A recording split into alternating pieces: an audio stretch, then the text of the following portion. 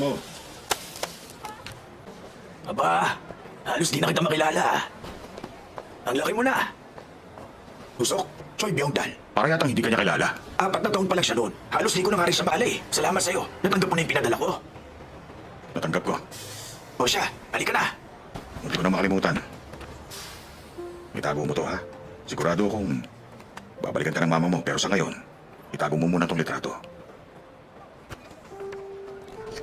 Kapag nag-page ako sa'yo, tumawag ka kagad, ha? Alam mo yung password? 0623. Yun ang birthday mo, Uncle. Tama.